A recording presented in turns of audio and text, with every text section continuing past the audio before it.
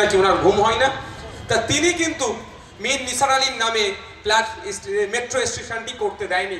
শুধুমাত্র মীর নিসার আলী একজন স্বাধীনতা সংগ্রামী নয়, বিবিসি বাংলার একটা জরিপ করেছিল, সেরা সর্বকালের 20 জন বাঙালির মানুষের নাম যেখানে আছে সেখানে আপনার আমার বাড়ির সন্তান, আপনার আমার পূর্বপুরুষ মীর নিসার আলী 12 নম্বর স্থান পেয়েছিল। অর্থাৎ তিনি শুধু স্বাধীনতা সংগ্রামী নয়, সর্বকালের শ্রেষ্ঠ বাঙালি 20 জনের মধ্যে তিনি 12 নম্বর একজন।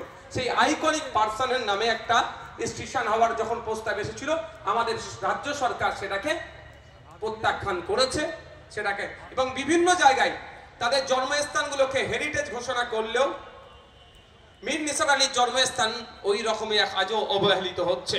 তো আমরা আশা করব আগামী দিনে এই নিয়ে চর্চা হবে। আজকের আমাদের ধর্ণা মঞ্চের প্রথম দিন, 1টা থেকে 6টা পর্যন্ত আপনারা যারা উপস্থিত ছিলেন প্রত্যেককে ধন্যবাদ জানাই। যে সমস্ত সংগঠনের কর্মকর্তারা উপস্থিত হয়েছিলেন তাদেরকে ধন্যবাদ জানাই। দর্শকের আসনে যারা বসেছিলেন তাদেরকেও ধন্যবাদ জানাই। মিডিয়ার বন্ধু যারা উপস্থিত হয়ে আমাদের খবরকে কভার করেছেন তাদেরকেও ধন্যবাদ জানাই। সর্বোপরি প্রশাসন বন্ধুদেরকেও ধন্যবাদ জানাবো, যাদের সহযোগিতা নিয়ে আমরা আজকের প্রথম দিনের ধন্যমঞ্চ সুষ্ঠুভাবে সম্পূর্ণ করতে পেরেছি। আজকের এই ধন্যমঞ্চ আমরা এখানেই স্থগিত রাখলাম। আবার কন্টিনিউ আগামীকাল বেলা 1টা থেকে হবে।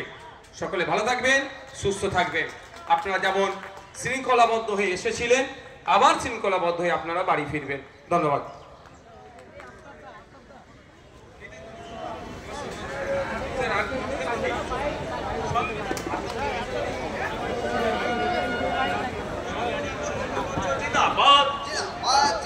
সংবিধান সুরক্ষা মঞ্চ জিন্দাবাদ, কনস্টিটিউশনাল প্রোটেকশন ফোরাম জিন্দাবাদ।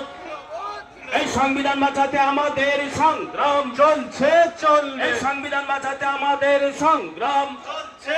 এই কালা কানুন ওয়াকফ বিল বাতিল করতে হবে, এই কালা আইন ওয়াকফ আইন মানছি না, মানবো না, এই কালা আইন ওয়াকফ আইন মানছি না, মানবো না, এই ওয়াকফ আইনের বিরুদ্ধে আমাদের লড়তে হবে।